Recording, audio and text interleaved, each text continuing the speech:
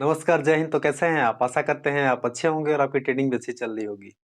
दोस्तों, इसके पीछे वाली वीडियो में हमने मार्केट का ढेर सारा टर्म सीख लिया है। अगर आपने वो वीडियो नहीं देखा है तो डिस्क्रिप्शन बॉक्स में लिंक है, आप वहां से देख सकते हैं। दोस्तों, इसके जस्ट पीछे वाली वीडियो में हमने किसी कंपनी का शेयर लेने से पहले हम कंपनी का फंडामेंटल और टेक्निकल एनालिसिस करते हैं, जिसके अंतर्गत हम फंडामेंटल के बारे में पढ़ रहे थे। दोस्तों, वहाँ हमने किसी कंपनी का शेयर लेने से पहले हम पढ़े थे, वहाँ पे फेस वैल्यू के बारे में पढ़े थे, बुक वैल्यू के बारे में पढ़े थे, मार्केट वैल्यू और मार्केट कैपिटलाइजेशन के बारे में पढ़े थे। दोस्तों, ये वीडियो वहीं से कंटिन्यू होगी, तो आइए स्टार्ट करते हैं कि आज हमें क्या सीखना है। दोस्तों, आज हमें सीखना है फाइनेंशियल फाइनेंशियल स्टेटमेंट। ठीक है दोस्तों, आज हमें सीखना है फाइनेंशियल स्टेटमेंट। दोस्तों, किसी कंपनी का फंडामेंटल देखने के लिए ये फाइनेंशियल स्टेटमेंट देखना बेहद जरूरी होता है, क्योंकि इसी से पता लगेगा कि कंपनी कितने प्रॉफिट में है, कितना लोन ले रखा है कंपनी का और कितना उसका पीएनएल है। इसी से हम सारा देख पाएंगे। तो दोस्तों, फाइनेंशियल स्टेटमेंट में बहुत सारा टर्म है सीखने के लिए, तो जो जो महत्वपूर्ण है हम उन्हीं की बात करेंगे। जैसे देखिए, मैं यहाँ लिख रहा हूँ, पहले हमें पढ़ना है बैलेंस शीट के बारे में। बैलेंस शीट, ठीक है, हम पढ़ेंगे बैलेंस शीट के बारे में। उसके बाद से सेकंड पढ़ेंगे हम लोग,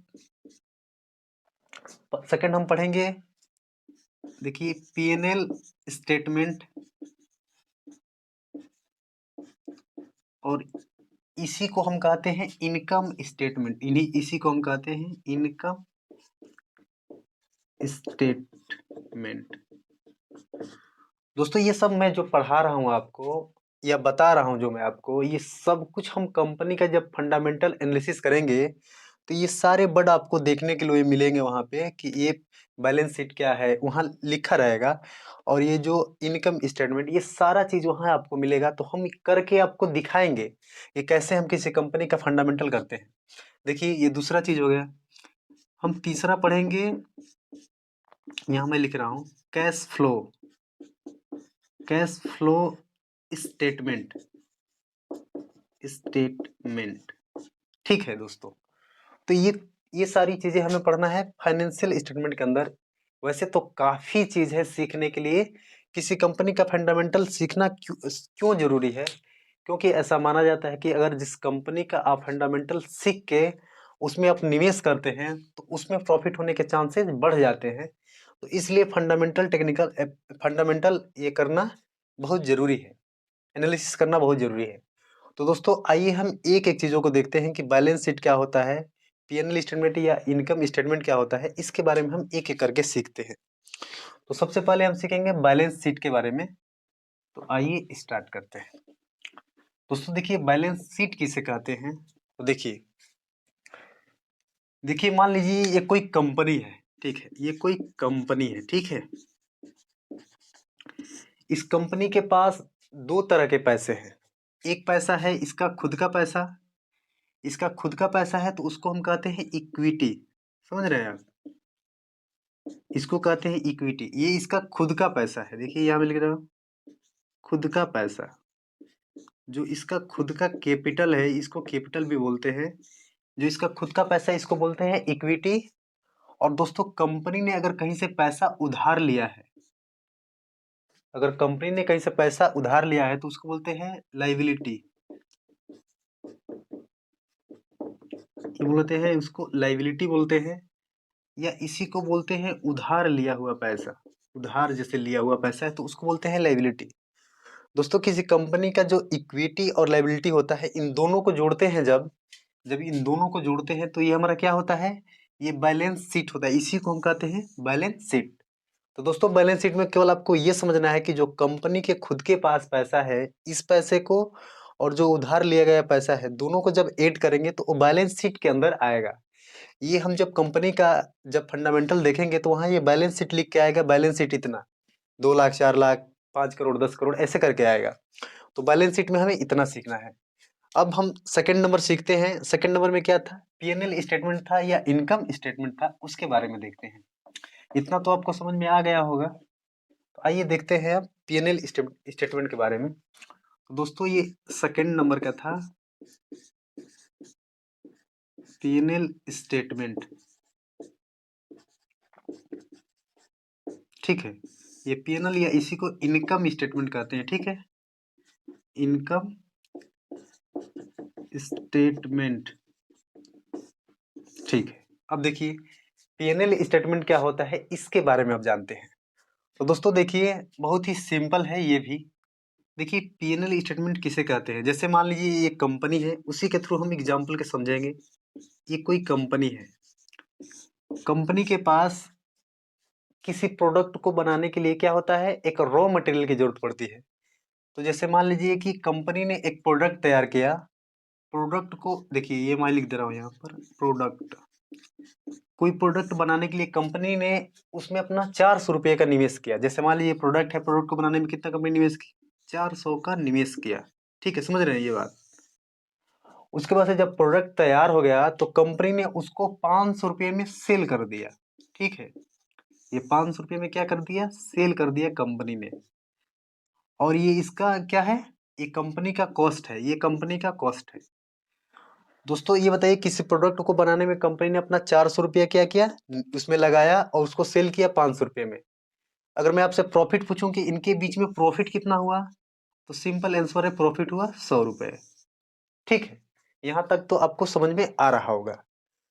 दोस्तों अगर हम P&L स्टेटमेंट की बात करें तो इसमें कहाँ है P&L स्टेटमेंट, तो मैं आपको बताता हूँ। देखिए ये कंपनी ने जो पैसा इसमें लगाया और लगाने के बाद जो बेचा, तो इन दोनों को जब हम ऐड करेंगे, देखिए ये 400 रुपया उसने लगाया प्रोडक्ट को बनाने में और उसको 500 रुपया में बेचा, तो इसको यहाँ हम कर लेंगे। उसके बाद से ये हमारा कितना हो जाएगा, ये 900 रुपया हो जाएगा, ठीक है। और यही पैसा किसके अंदर आता है, P&L स्टेटमेंट में आता है, इसी को कहते हैं रेवेन्यू कहते हैं, ठीक है, रेवेन्यू इसी को कहते हैं। तो ये हमारा P&L स्टेटमेंट में आ जाएगा। तो दोस्तों अब हम सीखते हैं जो थर्ड नंबर का था उसके बारे में। तो आइए सीखते हैं। दोस्तों जो थर्ड नंबर पे था वो हमारा था कैश फ्लो। देखिए यहाँ मैं आपको बताता हूँ कैश फ्लो के बारे में। तो दोस्तों आइए पढ़ते हैं अब कैश फ्लो के बारे में। मैं यहाँ लिख दे रहा हूँ, देखिए ये जो 3 नंबर पे था इसको बोलते हैं कैश फ्लो। दोस्तों ये नाम से ही समझ में आ रहा है, स्टेटमेंट, ये पैसा आ रहा है और जा रहा है, इसी को बोलते हैं कैश फ्लो। देखिए दोस्तों ये जो कैश फ्लो स्टेटमेंट होता है ये 3 तरह से होता है। जैसे मान लीजिए कि देखिए 3 तरह का कौन कौन सा होता है। जैसे मान लीजिए कोई कंपनी है, ये कोई कंपनी है, ये कोई कंपनी है, ठीक है। यहाँ एग्जाम्पल के थ्रू मैं समझाने की कोशिश कर रहा हूँ आप सभी को। देखिए कोई कंपनी है, कंपनी के पास जब पैसा आता है, कहीं से भी पैसा आता है, तो उसको खर्च कहाँ करती है, ऑपरेशन पे करती है, ऑपरेशन, ऑपरेशन पे खर्च करती है। यानी कंपनी में कोई मशीन को चलाने वाला ऑपरेटर हो या कोई रॉ मटेरियल लेना हो, तो वो यहाँ खर्च करती है ऑपरेशन पे। यानी कंपनी को चलाने में, कंपनी को चलाने के लिए, ठीक है, चलाने के लिए, कंपनी को चलाने के लिए, यहाँ मैं लिख दे रहा हूँ, ये पहला है ऑपरेशन। कैश फ्लो में उसका जो पैसा खर्च होता है किस में होता है, ऑपरेशन में होता है, ठीक है। अगर कंपनी के पास कहीं से पैसा आता है तो वो ऑपरेशन में खर्च करती है, यानी कंपनी को चलाने के लिए खर्च करती है। दूसरा कहाँ खर्च करती है, तो दूसरा खर्च करती है, इन्वेस्टमेंट कर देती है, इन्वेस्टमेंट। देखिए ये हो गया हमारा इन्वेस्टमेंट। कंपनी क्या करती है कि जब कंपनी के पास पैसा आता है तो अपने कंपनी के ग्रोथ के लिए क्या करती है, इन्वेस्टमेंट कर देती है। या आप कहीं सुने होंगे कि एक एक बड़ी कंपनी एक छोटी कंपनी को खरीद ली, तो ऐसे करके क्या करती है, इन्वेस्टमेंट करती है ये, ठीक है। दोस्तों जो तीसरा होता है जिसको हम कहते हैं फाइनेंसिंग, फाइनेंसिंग। दोस्तों फाइनेंसिंग का मतलब क्या है, लोन है। देखिए कोई कंपनी लोन लेती है तो ये सब कैश फ्लो के अंदर ही आता है। दोस्तों जब हम किसी कंपनी का फंडामेंटल एनालिसिस करेंगे तो वहां पे कैश फ्लो स्टेटमेंट करके एक ऑप्शन आएगा जिसमें सारा उसको शो करेगा कि ऑपरेशन के लिए कितना खर्च करती है, अपना अपना इन्वेस्टमेंट में कितना खर्च की है और लोन पे कितना खर्च की है। दोस्तों जैसे नाम ही से ये लग रहा है कि कैश फ्लो स्टेटमेंट, यानी कैश आ रहा है कैश जा रहा है। तो दोस्तों किसी कंपनी का फंडामेंटल एनालिसिस जब करते हैं तो इसमें ढेर सारा टर्म है। अगर आप सभी टर्म को सीखना चाहते हैं तो एक बार मुझे कमेंट करिए, तो मुझे लगेगा तो मैं आगे वीडियो फंडामेंटल से रिलेटेड बना दूंगा। नहीं तो दोस्तों इसके जस्ट आगे हम टेक्निकल सीखने वाले हैं, लेकिन उससे पहले हम क्या करते हैं कि फंडामेंटल की एक और वीडियो लेकर आते हैं, जिसमें से जो पॉइंट छूट गए हैं उनको हम कवर कर लें। तो दोस्तों आज की वीडियो में बस इतना ही। आगे वीडियो बनाने के लिए आप इस वीडियो पे आप कमेंट कर सकते हैं, इस वीडियो को लाइक कर सकते हैं, जिससे मैं मोटिवेट होकर आगे वीडियो बना सकूं। धन्यवाद।